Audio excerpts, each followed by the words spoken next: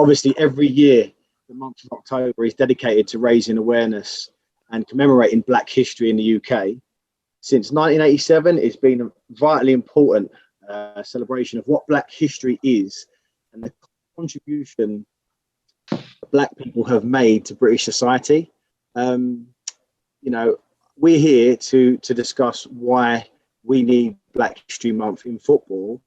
We've put together an absolutely fantastic panel to discuss that, the positives, the negatives, the history, the present, the future. So I'll be your host. My name's Anwar. I know most of you I'm familiar with, but for those that don't know me, I'm Anwar Redding. I lead on the Fans for Diversity campaign. And my co-host will be Maria Ryder. Just before I hand over to her, as she will kind of give an explanation of how this evening is going to work, I just wanted to say a big thank you to Big Singh of Blues for All and Deborah Dilworth of the FSA to sort of help put this together. It's an online Zoom webinar. It's very technological, so bear with us, but let's have an interesting discussion. Let's enjoy it. Over to you, Maria. Thank you. So the format for tonight is that we're going to obviously introduce our panel. Thank you very much for all joining us. We'll introduce those in a minute. We will have a couple of polls that we want to ask some questions of you to see who's joining us this evening. We'll have start off with our first question for the panel. Then we're going to talk a little bit about the Fans for Diversity campaign and some of the projects that we've been involved with. Then we'll move on to question 2. And again, we'll be polling you for some information and your views. And then we'll round off with question 3 and then some questions. If you want to ask questions of any of the panel during any of the discussions, you can use the chat function on Zoom, and we'll try and get to those as and when we can. So that's kind of roughly where we see this evening going. So let me introduce the panel, but before I do, we're going to give them 30 seconds, a minute to sort of talk about themselves, introduce themselves to everyone online tonight. But one thing for me quickly, I don't think we celebrate enough. We're talking about Black history. We're talking about some of the heroes, the role models that previously played for some of the clubs that we love and support for the national team.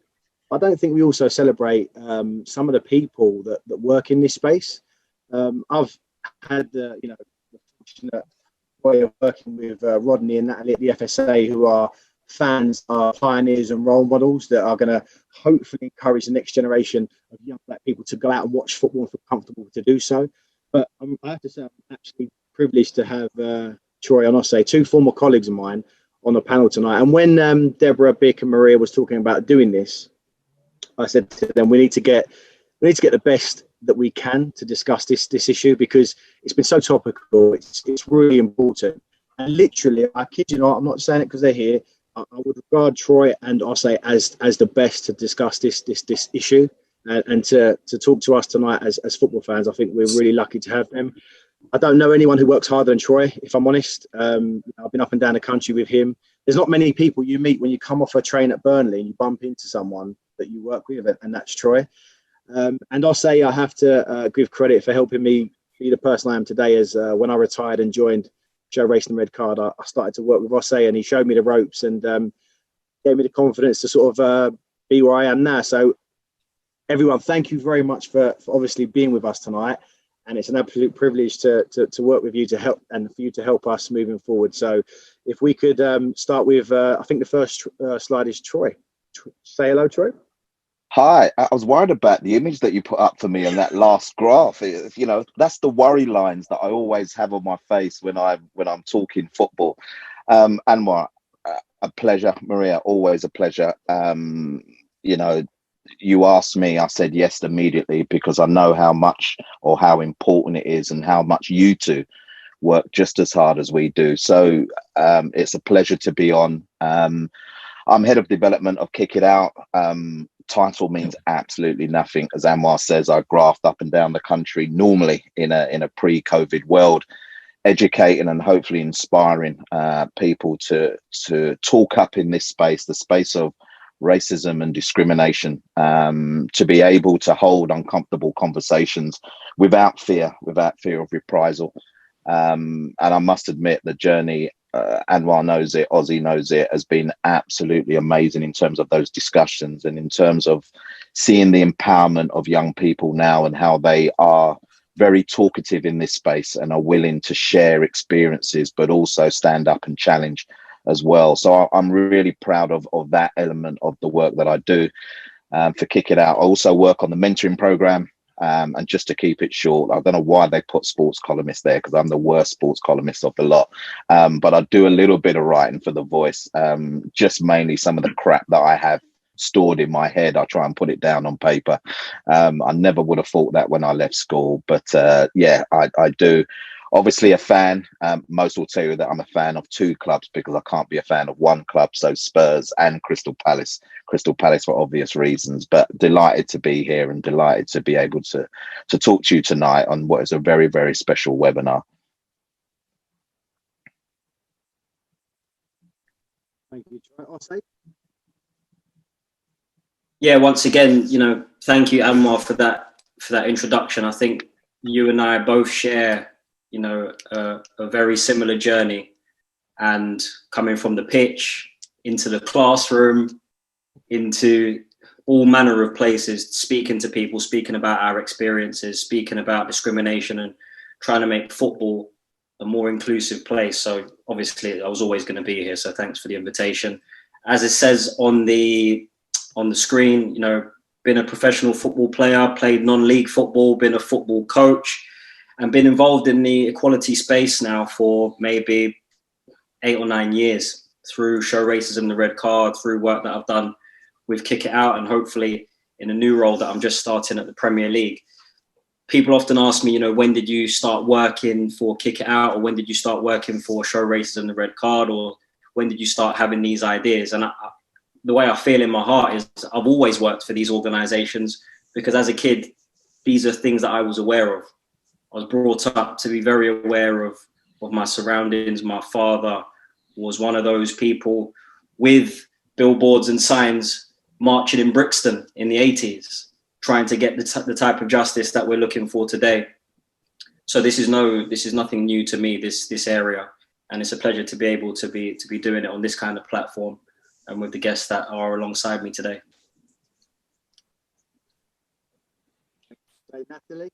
Yeah, I'm Natalie Burrell. I love Man United. I know a lot of people might not like that, but born in Manchester, 28 years old, I've always supported the men's team, and then I think once the women's team were reformed again in 2018, it was a no-brainer for me and a few other fans to go over, start supporting the women's, and that's now become a mad passion of mine. I met Deb Dilworth, who's the network manager for the women's network, and she was like, come on, join the women's network, get more fans of the women's game involved. And now it says they're advocate and champion, but I'm just a fan like everyone on here that wants to see the best for the women's game, and I suppose wants to see the best for the black women as well, and as well as the black players and the black fans. And hopefully here we can share some of our stories and see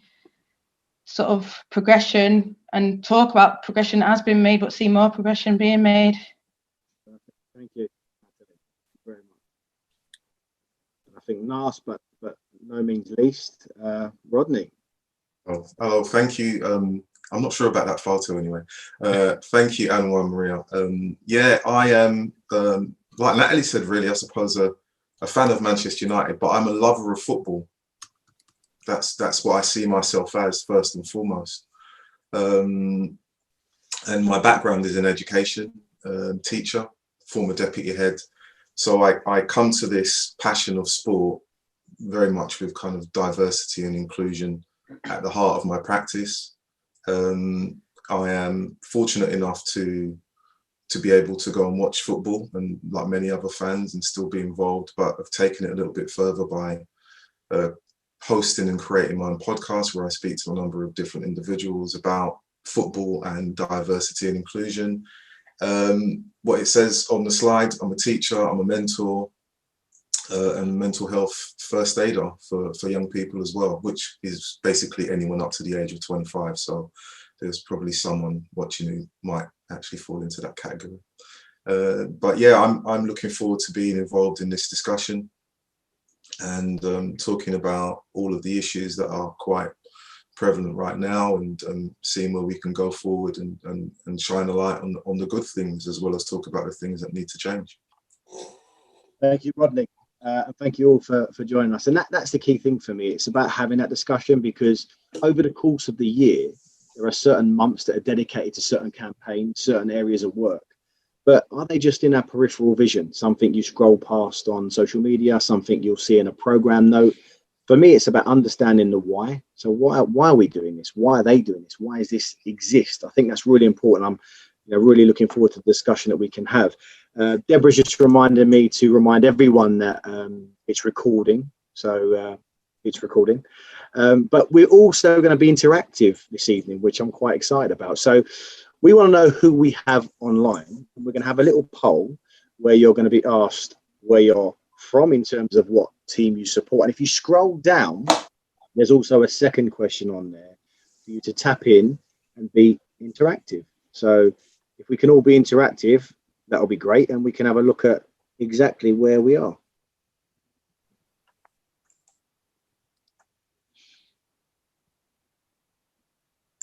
Well, this is interesting, seeing the numbers come in. It's like doing Eurovision. I feel cheated. I want to answer more than one. Yeah. We've limited you to one. But please be honest with your answers, please, and it will just give us something to work with, something to work from, and also a takeaway. Because, like anything we do at Fans for Diversity at the FSA and Kick It Out, it's not just about doing something for the sake of doing something. Everything we do, we want to be meaningful, and we want it to be part of our positive progress. Great. So I think we're nearly up to speed on the poll in terms of getting the answers, and the championship. Well, doing it as well.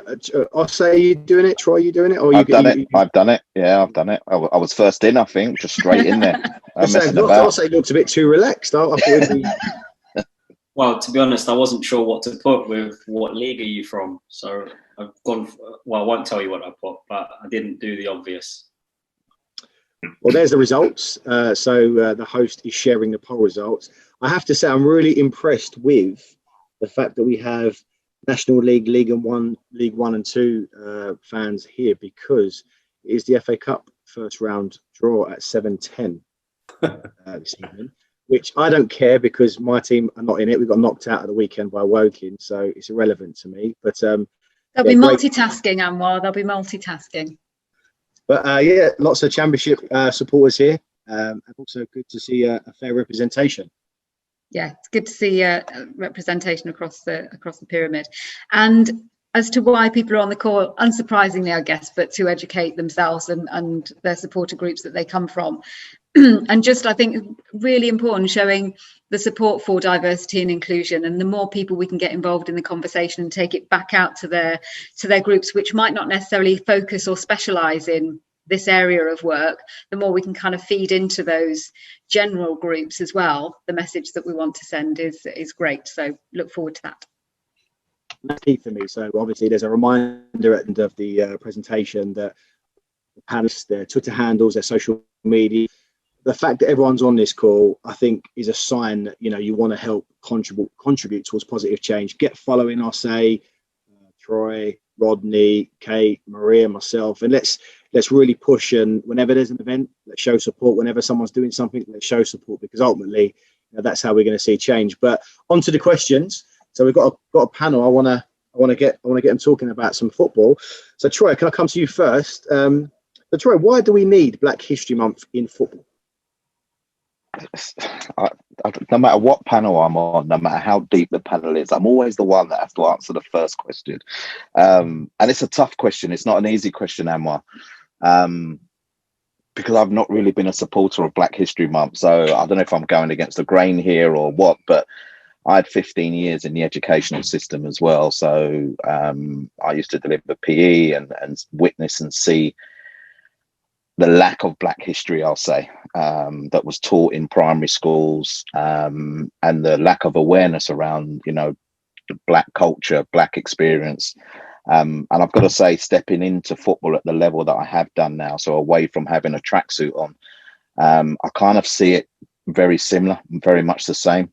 And if you want me to be totally honest, because honesty, I think, is the theme of the night, I've not really been engaged in anything to do with Black history, because I've almost felt that it's tokenism far too much within the game. But I've got to be honest, this month, particularly because the period of time we're in, particularly because of, obviously, you know, Black Lives Matter and the controversy, I'm going to put it out there, the controversy around that, I felt this is the most important Black History Month that I've known in football. It's been going since '87. And I've put myself out there to do and be on so many of these webinars, particularly obviously because now they're virtual. So I can sit at home, I've got a cup of tea with a little bit of spirit in it and everything like that. So I can be at home and just help educate and help support so many different people. Why is this one so important? Because of everything that's going on in the outside world at the moment. You know, yes, we're in the midst of uncertainty with COVID-19, but we're still in the midst of, you know, I think the lack of appreciation around the history of Black people within football, from a playing side of it, from a working in the game side of it, from an absolute fan experience side of it. And hopefully this month, and I know we're getting into the last week, has been a kind of educational piece for us all, to be totally honest. So I've done stuff for the FA. I'm doing stuff tonight. I've done stuff for organisations that are not involved in football, and kind of shocked them a little bit with presenting stats. And I know it's supposed to be about a celebration, but sometimes if you cannot tell the story of the past, you can't get to the future. And I've just been, to be fair, I've been overwhelmed with some of the responses, some of the conversations that are going on, a lot of the stuff that organisations are putting on. And I just hope that, I think October the 31st is on Sunday, I just hope it's not left at the door. I just hope that there's a continuation. I'm not saying that it has to consume everyone's thought process, but I hope it's not left at the door. And I hope we continue to have the kind of conversations that we have had over the past month, and drive those into seeing change for the future, because this is, you know, ultimately part of change. I totally agree with you, because, you know, there's a lot of emphasis on, you know, Black History Month. You know, there's LGBT History Month, but then what about the rest of the year? It's not something that we can highlight over the course of a year. But talking about past, so Osei, a former Black young football player at Charlton, who, if I remember correctly, was against Arsenal. Was that your debut, Osei, or was that just another game? But in your opinion, I mean, you know, Black History Month, why is it important in football? As Troy just mentioned, you know, this one out of many in a long time is so important, because there's been so much negativity in the world. There's been so much outpouring of emotion from Black people, white people all over the world about the treatment of Black people throughout the ages. And if you're a young person growing up right now, especially a young Black person, you might have the perception that to be young and Black in this world is almost like a death sentence. With the George Floyd incident, with lack of opportunities, people are growing up feeling like this. So Black History Month is an opportunity to celebrate the best of what Black people have to offer. Most people, under their own volition, are not going to go and research about achievement of even people who look like them. You know, the reason why there's a national curriculum is because people probably won't go and find out about British heritage if left to their own devices. Most people won't do that. So you provide a curriculum, or you provide a piece of learning for people to learn about particular things. The game is saying that it cares about its Black players. The game is saying that it cares about Black people. So what better way to highlight that than during Black History Month? Now, of course, it shouldn't end after the month is finished. But as a gesture, as a starting point, it does provide a focus for a period of time for people to learn things that they would not normally, as I said, they would not normally necessarily go out of their way to find out and learn about. So I think it does have its place. For somebody like me, I don't necessarily get too involved with the Black History Month activities, but that's only because of the way that I was brought up to go and be studious, to go and find things out for myself, to understand the positive side of Black history. The tokenistic nature of Black History Month can be problematic. Every single year I get a ton of emails from people that want to do something for Black History Month in the last minute, and all they want to talk about is racism. Black people are more than just racism. Black people have as rich a history as everybody else, have made as many contributions to the world as everybody else. So if you are going to mark Black History Month, I think it's important to not relegate us to struggling and fighting and trying to fight our way up from the bottom, because that's not who we are. That's part of our story, but it's nowhere near our whole story. So for me, Black History Month has got a very important role in telling far more positive stories and not being lazy and relegating it to slavery, Rosa Parks and Martin Luther King. Thank you very much, I say. Rodney, how about yourself? I mean, why do we need Black History Month in football? Yeah, do you know something? I'm just going to follow on from what Osei said in terms of it's much more than trauma.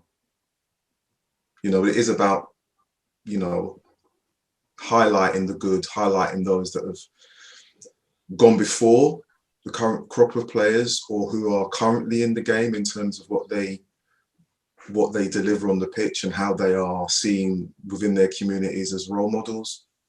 You know, when you heard the question about it, when you asked the question, I'm looking at it and I'm thinking to myself, whenever we talk about another genre or area like film or TV, no one ever says, why do we have the BAFTAs? No one ever says, why do we have the Oscars? We have those things to celebrate the individuals within that field. Black History Month, like Troy said, I don't really get it because it's pigeonholed within 30 days, but this one is important. It is a vehicle for good or bad, which we can look at and use and talk about the good things that Black football players, male and female, have done within the history of the game. Call it a month-long celebration, call it a month-long carnival, call it whatever you want. But it's really key that when we talk about why do we need it, we understand that when you talk about groups that have been pushed to the extremities of any society, that then they will clamour to be seen and heard for the good things that they do. So as much as I agree with what Troy is saying, I don't agree with the time slot. I understand why it's there. But there is the flip side as well, that when you have organizations that only want to look at the slave trade or the racism, and you know, I've worked in education for 30 years. I've seen it firsthand. What comes around, you know, let's talk about Rosa Parks. Has anyone got an assembly? Can you find a PowerPoint? Much more than that. Much more than that. So, you know, I see it as a vital period in history for everyone to be engaged in. It isn't just about Black people. It's about people. You know, we're just Black, or they happen to be Black. So there is unfortunately a need for it to be used or pigeonholed, but at the same time, it shouldn't be pigeonholed because it should be discussed at any point in the year. It doesn't stop me sitting down with anyone and talking about the brilliance of Lionel Messi or Ronaldo for the rest of the year, you know, but if it's Black history, we've got to pigeonhole it, you know, 30 days. And for some of us, we have to stomach it and swallow it. But for others, it's very important. So we need to kind of be balanced in terms of understanding the good and the bad that comes with the vehicle itself. Thank you, Rodney. Natalie, your thoughts on Black History Month and maybe its involvement in football? Yeah, well, I agree with what everyone's sort of saying. You know, it should be all year round kind of thing, celebration. You shouldn't just have to sort of talk about it in this month. But myself, coming as a fan's perspective, I mean, I know it's COVID, no one's in ground, but a lot of things as a fan, you're just thinking about that Saturday, or that Sunday. Whereas I think, in a way, this helps to highlight it and helps to sort of make people think more. I think it should be talked about all the time. And I agree with what Ossie's saying. Then people, you know, I've had Radio Manchester, we want to get you on some, you know, and I think, well, why do you just want to get me on now? I can talk about football all the time. I can talk about more than just my experience. I've got positive experiences, mostly as a Black female, going and watching football. following Man United, it's all, you know, positive things. There are little things, but, you know, for me, football is such a positive thing, and I think so many people love football that it's important that we have Black History Month in football, talking about positive fans, role models, people like Troy, people like Ossie, but, you know, the players that are playing as well. You know, and I think that's why it's important for football to definitely talk about it, because instead of us thinking about the game next week, you know, organisations like Sky talking about it, BBC, and they should be forced to talk about it more often. But the fact that they have, you know, they put more faces out there, it's good for Black people to push, you know, our struggles, our voices forward. And I think, you know, this is what this is about, for people to educate themselves. So hopefully we see more things across the year now with the time that we're in. Thank you. Well, no, great answers to the question, which I knew there would be. And obviously there's that personal experience that you'll have and your opinions. And I think that's really important with that honesty as well, because this is something that we will be at Fans for Diversity. We kick it out on the FSA. This is something we discuss and do every single day, every single week and all year. Talking about positivity, myself and Maria are going to give you a very quick update on the Fans for Diversity campaign. So, you know, I started Fans for Diversity 5 years ago, even more actually, which seems like yesterday. And it's been an absolute joy, and many on the call I've had the privilege to do some activity with, meet with, go to games with, and it's been amazing. And I mean, obviously tonight's about the panel, tonight's about, you know, having this discussion, but over the course of 5 years, I think it's fair to say that we are responsible, and that's all of us, by the way. That's not myself or Maria or Troy and Osei. That's everyone on the call. I think we are responsible genuinely for over, well, thousands of new football fans that are actually embracing football and almost feel like that door is now open for them to go and absorb, to go and experience, which 5 years ago, I know for a fact wasn't happening at the volume it is now. And I think we can all be proud of that. We've done, I was looking at my calendar during the pandemic, and I think we've done over 200 events in the 5 years, and some are small, some are huge, but nonetheless 200 events that we've done over the last 5 years, and they've been great. They're varied in what they are and who they're with, but with all that same goal about bringing people together and using football as a power for good. We've created, I'd probably say, and helped support, initiate, however you want to word it, probably around 100 new supporter groups across the country, and that's from the Premier League all the way down into non-league. And for those of you on social media, the amount of resources we create for people, I mean, fans are getting really creative now. We started off doing t-shirts, scarves and hats, but fans are asking for air fresheners now. I think Rainbow Toffees have loads of air fresheners in the cars around Liverpool. People wanting pin badges. We're talking about all sorts of things, but for me, anything that creates visibility, anything that can get people talking. Who are the Rainbow Toffees? Why? Who are the Lady Imps? What's that scarf? Why are you doing this? Who are the Bangla Bantams? Those things are key for me, because it brings up that topic that football's for everyone, and everyone should be able to embrace the game for what it is. There's a couple of pictures on the screen at the moment of our guidance group. I have to say a big thanks to our guidance group. I know many of them are on the call this evening, but they're a group of individuals that help support the campaign, and Fans for Diversity has grown very, very rapidly. And without the help of our guidance group, without the help of some of the fans that in their own time support myself, Maria, Kick It Out, and the FSA, you know, with their help, we've managed for it to grow at a rapid rate. And hopefully with more people helping and supporting, we can carry on doing so. Maria, I think you want to jump in and update? I will. Yeah, just so looking at some of the images of the sorts of merchandise and things that we can provide to fans. So a couple of examples is Malcolm does the Love Football, Hate Racism, and came up with these really cool t-shirts and an excellent music event at Dulwich Hamlet, wasn't it? And we had some guest speakers and some music, and it was such a good evening.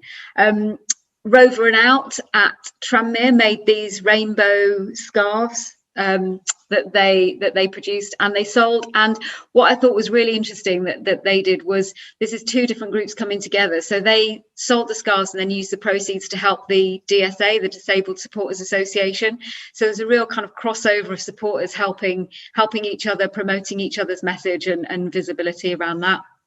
And here's a couple of photos from the national game. So we've got Notts County that did a kind of mental health, well-being, physical activity kind of pre-match tournament or pre-match kind of play inside with different supporters coming together to have a kickabout, and they then went to the game. And Dagenham and Redbridge, you know, Anwar, have always promoted diversity and inclusion, firstly with their kind of Daggers Against Racism Day. That's become Daggers for Inclusion. And again, brilliant efforts, people from the community getting involved and flying the flag for the Fans for Diversity campaign. And this is a really key one for me. So I've got this on the slideshow because you know what, it's been really difficult throughout COVID for everyone, for the country. Not being able to watch football has been tough. In actual fact, there's been some fans who are not even sure their clubs will survive the pandemic. But we've carried on talking to fans on a daily basis to try to fill that void, to try to keep them informed and in touch with what's going on. The FSA have been integral to all the discussions around actually keeping clubs afloat and trying to get fans back in the stadiums. But this was something I actually did last weekend. I didn't go, obviously, because Wales is in lockdown and it was really tough to go out. But I was approached. This is just an example of the work we do. I was approached by a young Somalian football fan at Cardiff, and he was just a bit bemused that Cardiff is a really diverse place, and there was many people from his community that loved the club, didn't watch but loved the club. And whenever he went to do shop to different various parts of the ground, he never saw that diversity, that visibility.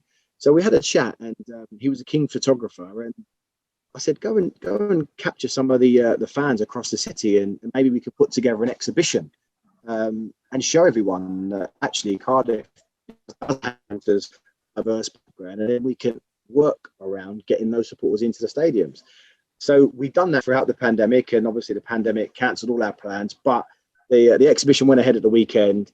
It's a snapshot of the fact that, you know what, times hard, but we are still trying to work with everyone to create positive change. And fantastic exhibition, something that we're producing a small film of, and we'll be sharing on social media very shortly.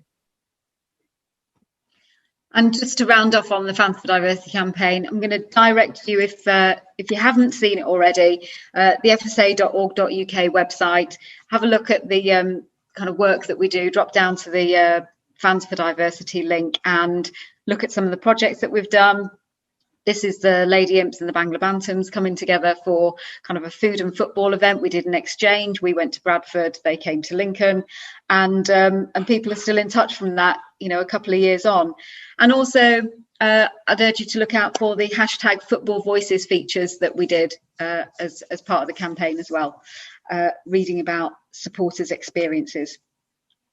And I think Manny wanted to, I don't know if Manny's online, wanted to make a contribution. Manny, do you want to have a chat with everybody? Just make your point.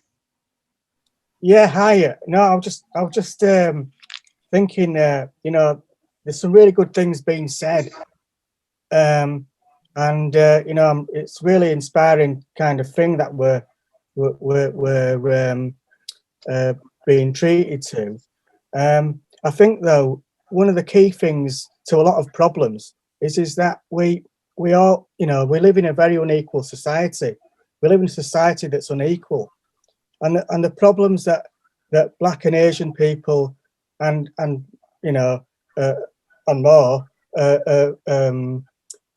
feel the brunt more in society than I'm not saying that white people don't feel oppressed, but when you look at the general, kind of situation, you know, cuts have taken place, you know, public services, you know, youth services, you know, children's services, all of those things, schools, privatisation, all of those things have had a really detrimental impact on people, and you know, without a spark, without a mass movement, if you like, from, you know, from the trade unions and what have you. I think I was an equality officer for my Leeds Unison branch, and you know, so I fought myself on issues, and I've worked pretty much for a long time, supporting young people, people with learning disabilities, and in social care, and you know, I just make a living, I scrape a living, and I'm fortunate enough to afford to go to watch Bradford City, which is an affordable price. But I think one of the things is that for me, a lot of the educational aspect that and don't get me wrong, it's brilliant what we do, but I think a lot of we need more white people to learn from not just because it seems like it's just us, and you know, it needs to be put out there, you know, and well, that's certainly something, that's what we're trying to do with the Fans for Diversity campaign, is galvanise allies and get people involved. So absolutely. And certainly we'll come, there's a question towards the end where we can explore that in a bit more detail. But what I'm keen to do is, so we've got our next question, and we want to kick that off. So obviously the players taking the knee has been a huge visible symbol across the summer and continuing. And the question is, should players taking the knee, should that continue? And first of all, we're going to run a poll just to try and capture everybody's views insofar as we can in a very simple poll. So if you're able to answer the question that's on the screen.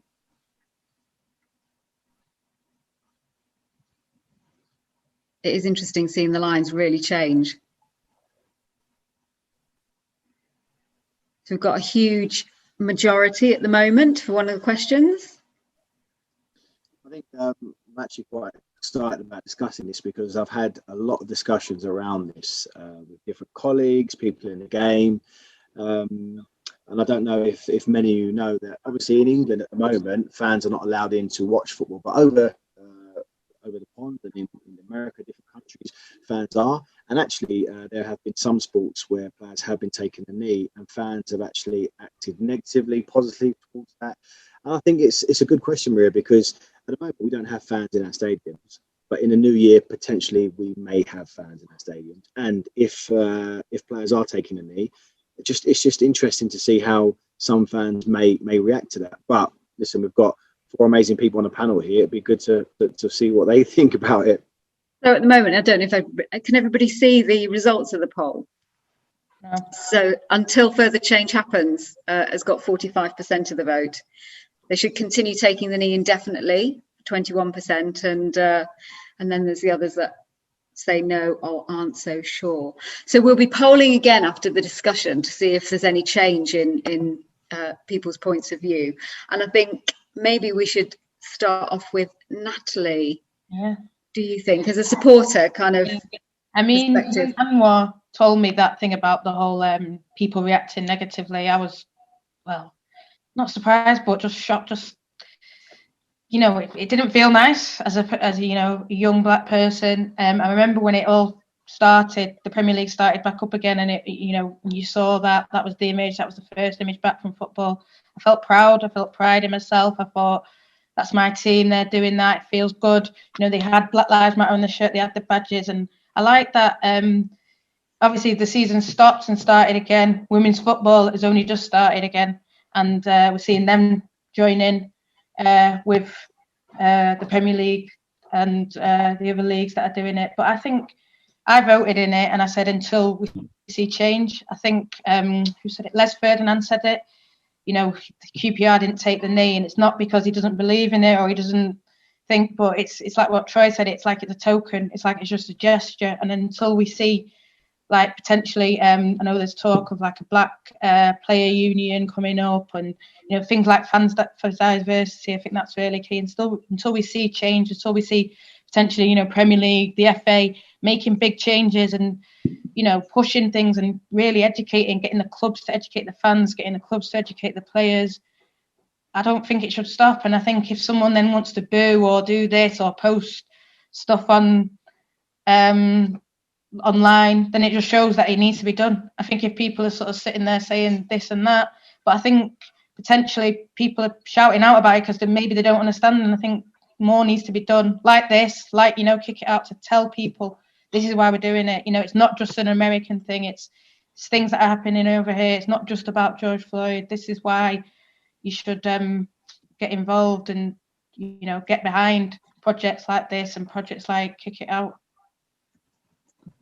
Fantastic. And Rodney, what are your thoughts? You're on mute. You're on mute, Rodney. There's always one. I was deep in thought listening to Natalie, so apologies. It's a very difficult question to answer because you can look at it in so many different ways. It's all about what the players want to do. That's where it starts, whether the players want to take the knee or not, whether it's in conjunction with a discussion, whether it's an individual's decision. It's about what they want to do. The fans will always complain. Fans complain about everything. Taking the knee isn't necessarily the worst thing in the world, but it's about the journey to diversity and inclusion. That's the, you know, the end game. You know, taking the knee is just a process in which people can complain or show they're upset about something or choose to stand by someone. It's just a thing. You know, if taking the knee was part of the Christmas celebration, no one would complain. If it was part of, you know, the 5th of November celebration, no one would complain. If it was part of British history, no one would complain. It's linked to a group or an organization or a theme about saying no to injustice, no to being pushed to the side, no more poor treatment. That's what it means. So whether the players choose to do it as a collective or as an individual, that should be down on them. With regards to, you know, the general public, as I am one of them as a fan, I will look at it and make my own mind up whether they decide to do it or not. But the decision about them taking the knee should come from the players, because we as supporters, as viewers or voyeurs, we will always say something isn't right because we watch it from a distance and we're not part of the conversation. And it really does need to be, in terms of taking the knee, it needs to be a conversation that is led by the players, and the information that then comes from that conversation is shared with the fans. Not the conversation with the fans telling the players what they should and shouldn't. It doesn't work that way. Because if I choose to take the knee, there isn't anything that anyone can tell me that will stop me from taking the knee, if I choose to do it. So if players are choosing to do it, then they need to make the decision for themselves and then, you know, disseminate the information. So it is a very difficult, you know, kind of conversation to have, because there are so many different layers to that one symbol. And it is more, it's just a symbol. You know, what's really required, as Les Ferdinand said, is action. Taking the knee is not action. Having a conversation about inequality and injustice, that's action, that's part of it. So taking the knee is, you know, it's like wearing a pinny. It's like wearing a badge. It's like wearing, you know, it's like having a birthday card that you keep bringing out and saying it's my birthday. It's nothing more than that. It means something until everyone says we are going to actually come together and have a conversation, an equal conversation about the disparities in society. And then people will no longer take the knee.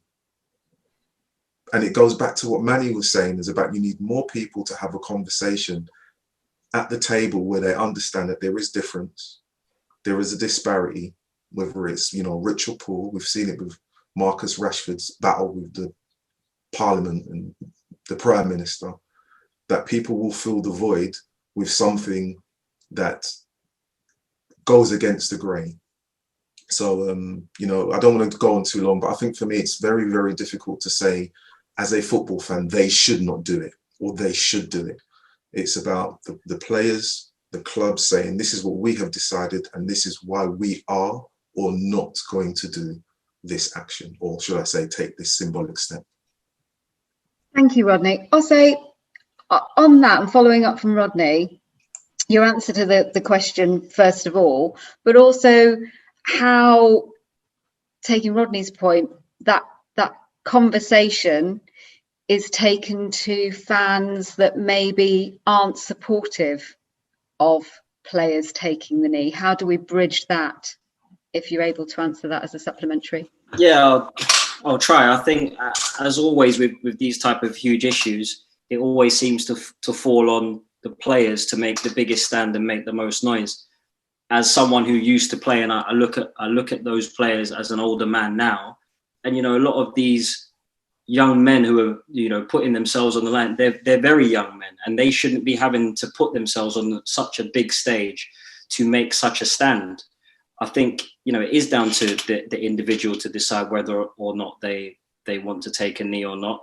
But I would like to see the knee as part of a general overall strategy. So on the one hand, we're going to take the knee, but then on the other hand, we have a list of demands. On the other hand, we're going to go straight to our board of directors. We're going to go to the chairman. We're going to go to the owner, and we're going to lobby against our own club in the same way that your Marcus Rashfords are lobbying against the government. So I think the knee can have a place as part of a wider plan. But I'm always reluctant that the players always seem to be the ones that have to put themselves above the parapet when they are young men trying to have a career in the game, and now they have to take on all of this extra strain that is of no fault of their own, but they take it on board and try and do the best that they can. So I would like to see it as part of a wider strategy. And can you just remind me of the second part of the question? Sorry. Just how you take that conversation, or the points of the conversation, to fans that maybe either disagree or aren't aware of the arguments around it, the reasons for it. Again, I've kind of said it in my first point. I don't think that the players should have to be going to convince anybody.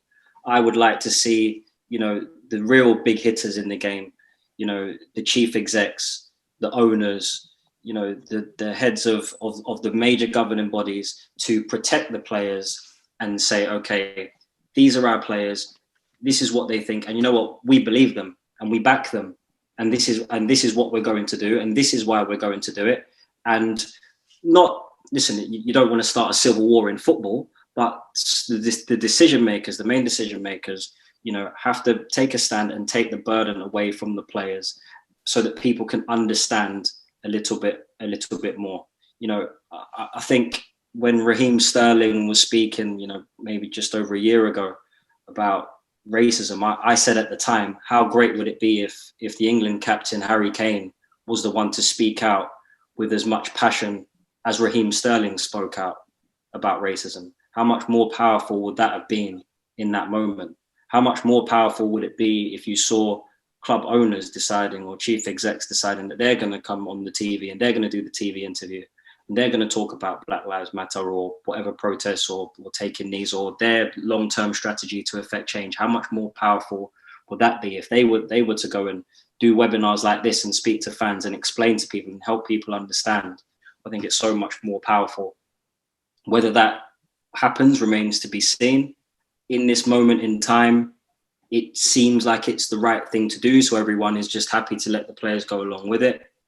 But the proof is always in the pudding, and we will see as we move post. Well, I don't think we'll ever see a post-COVID. It's always going to be here. But as we move back towards more of a time where it was before, start of next season, perhaps, we'll see where we are, and we'll see what the aims are and whether or not anything can be achieved. Thank you, Osei.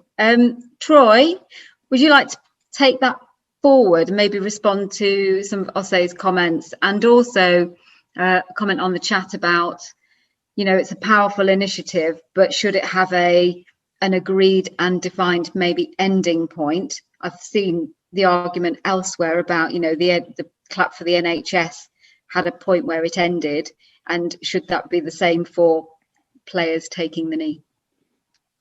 My response was indefinitely. because I think the second question in the poll was until we see more change. But well, I'm telling you now, I haven't seen any change.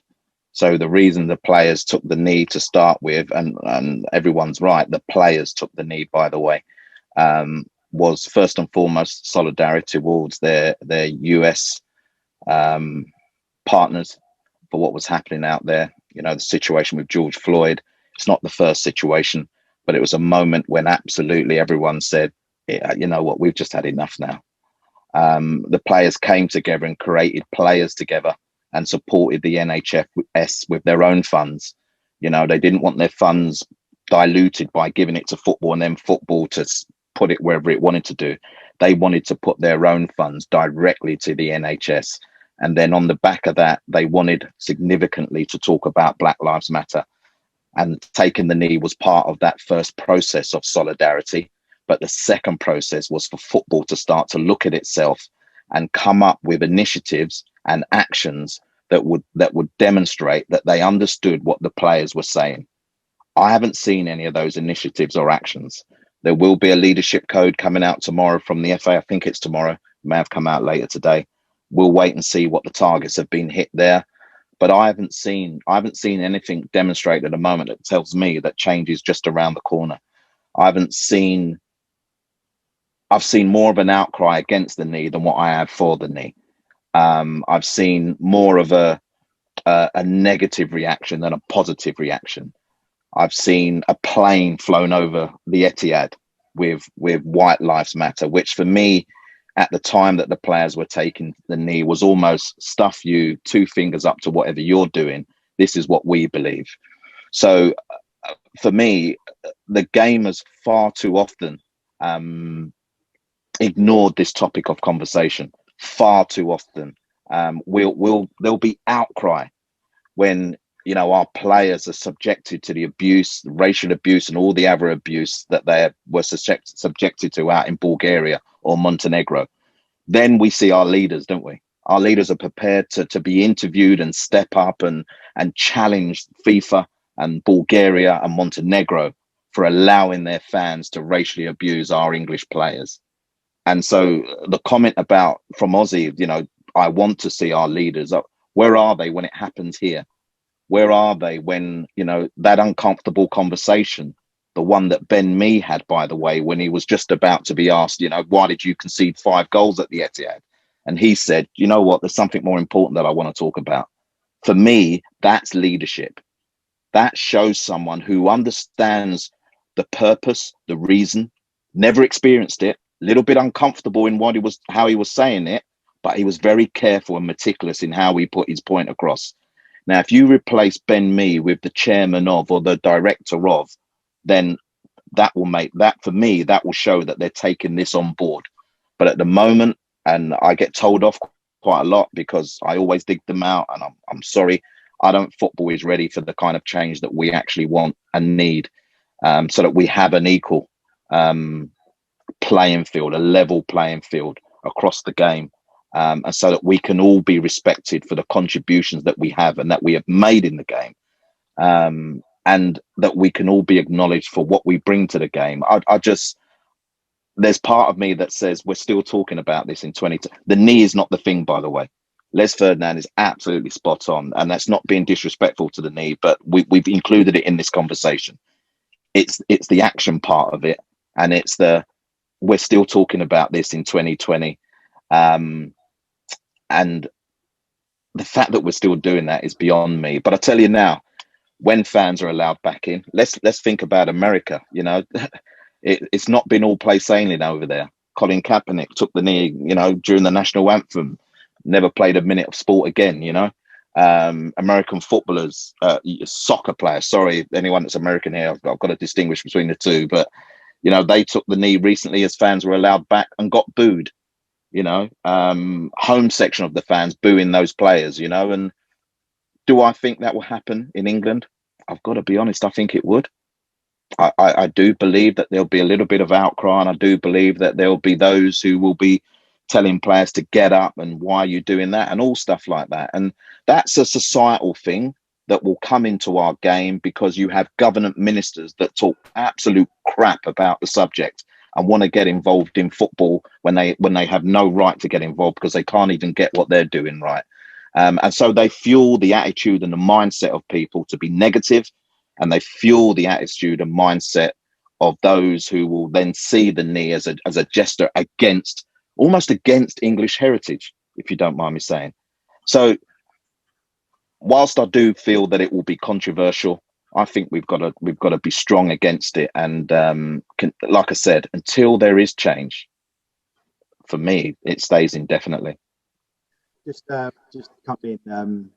We've got 3 minutes. I knew this would happen. We've still got a question left, but Troy, whilst you're in full flow, we've got 50 fans on this call this evening, right? And the question kind of is, what can fans do, and how can they respond to discrimination when they see it, or how can they affect the fans that they work with, that they're among? To all the panel, but I'll start with you first, Troy. What message can we give to the fans listening? Because these are prominent fans that are among, very key fan groups that are doing great stuff. What kind of message can we give them to maybe help you kick it out, challenge the governing bodies? What sort of message can we give, can the panelists give everyone listening to sort of not end on a positive, but end with an action, so we can take away and go, okay, that was great, that was interesting, but can we do this? Have you got anything for the 50 fans that are Well, online? I love the way the slide has just come up and rolled in quite naturally to what I was going to say, to be totally honest. We didn't pre-plan that at all, by the way. So listen, first and foremost, Kick It Out need all the support we can get. We are a small charity who are struggling during difficult times, and as everyone else is, obviously, but the very aspect of discrimination is not going away and hasn't gone away. We have the opportunity to collectively now have a stronger and more powerful voice. People say our voice is powerful. Sometimes I question it and think in certain circles, but with our new initiative, Take a Stand, we have the opportunity now to empower more people to take ownership of their space. And for me, for fans to take ownership of what they do. So Take a Stand is almost like a call to action initiative, but also lends to what are you going to do? So, the fan bases, the community groups, the individuals, make a pledge, put it out on social media if you can, but, hashtag Take a Stand and drive change in the way that you want to see it, and then become part of the collective voice of change. So I wouldn't want to tell anyone what they can do. What I'm saying is be a part of now the message that we are trying to send out to everybody in the game. And it's our new message of Take a Stand. And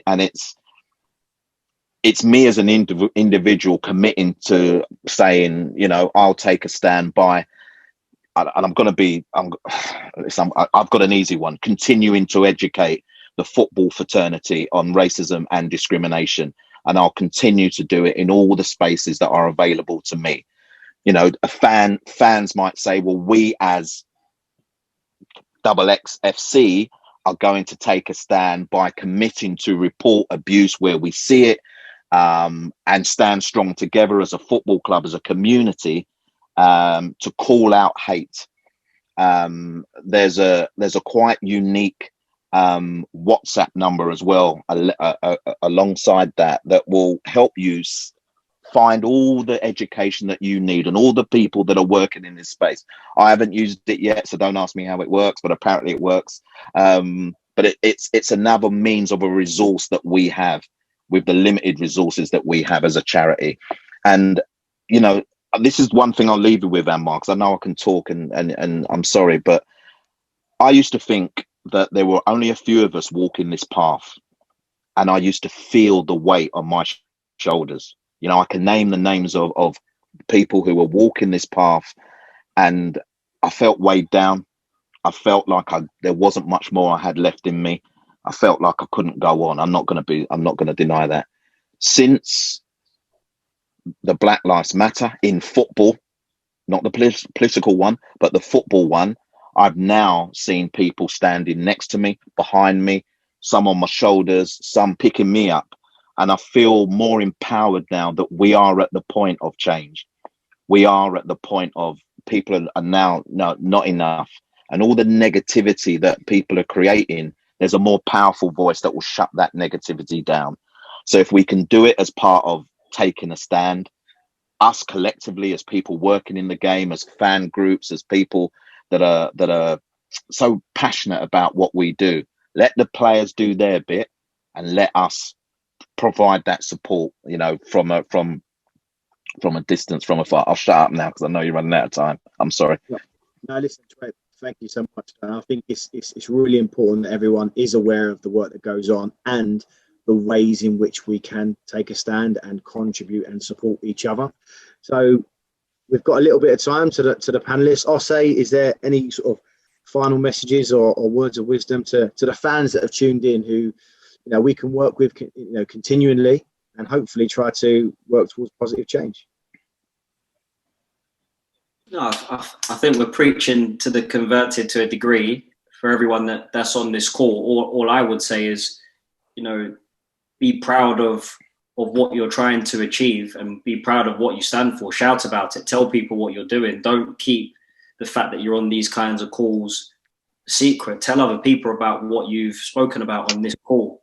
You know, encourage people to take this issue seriously. Encourage people to show some empathy towards others and to look out for one another. You know, we talk about racism a lot, but we're talking about ultimately these are basic human issues. We should all be looking out for each other.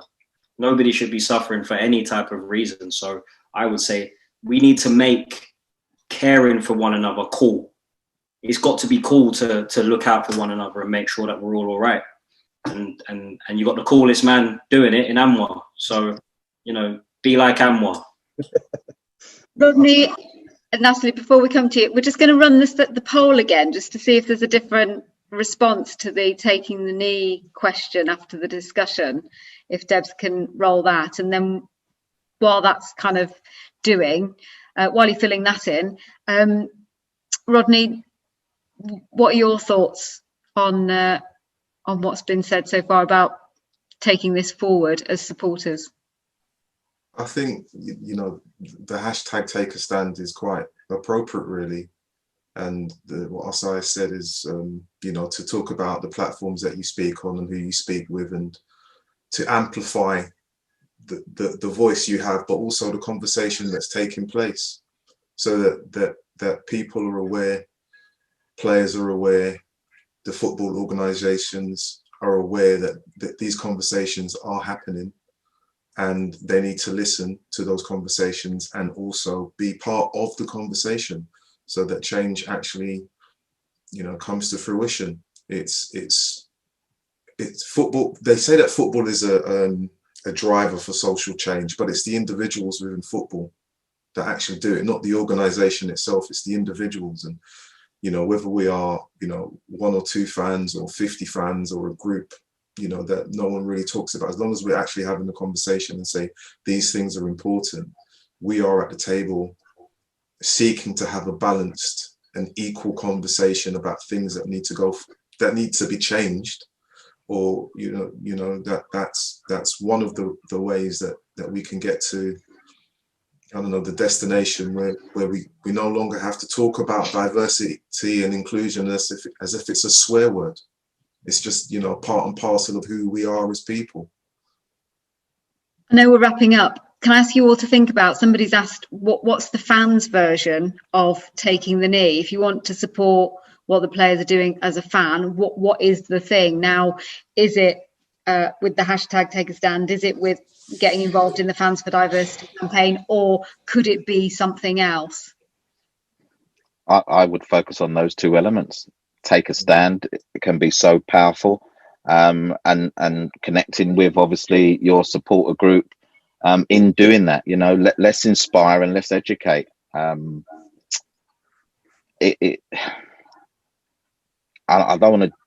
It's the easiest way of showing your support, you know, and I still think there's something that we can do collectively when fans are allowed in, that is a fans' day around taking a stand or initiative that is promoting equality within football, or you know, speaking out about racism. I really do believe that it should be one of the first things that when fans are allowed back in, that we try and develop and contribute to, so that the fans have their opportunity to share their experiences as well.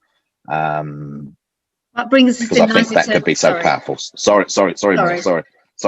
No, I was just that fed in nicely to when you were talking about supporters. Natalie is obviously a supporter, is set up a supporters group. So what's your view on how supporters can do it? I know through Fans for Diversity, we're, you know, our supporters group, we show our support by buying flags and getting a lot of flags. And obviously when this all, you know, when, you know, the Black Lives Matter movement all kicked off, that was one of the things that I was insistent on, putting towards getting a flag that says Black Lives Matter. And I know the first game back for our women's team, that flag was like right up, and that's something that when we're back, we will be taking home, away, you know, obviously when we can, but it's something that's always goes up our home games where it can.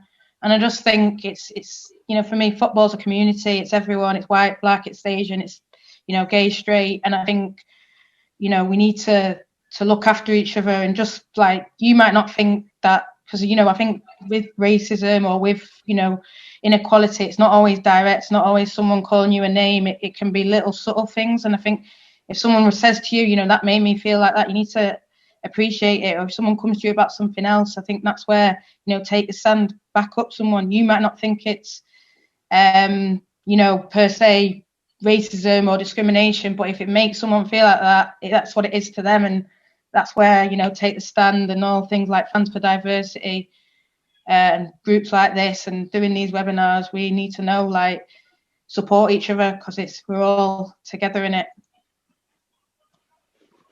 Anwar, you can have the last word. Yes, that brings us nicely onto our final slide, and it's just a reminder really that, you know, everyone on the panel this evening has given up their time to talk about the subject, to help raise awareness and share some of their personal thoughts. And I don't think it should stop there. Anyone on the call, I would encourage you to follow them on social media, because they're always up to interesting stuff. And if you want to, you know, support the work towards positive change, it's definitely important that you support the likes of our panel. And that lastly leads me to say thank you for everyone for joining us this evening. It's been an absolute pleasure.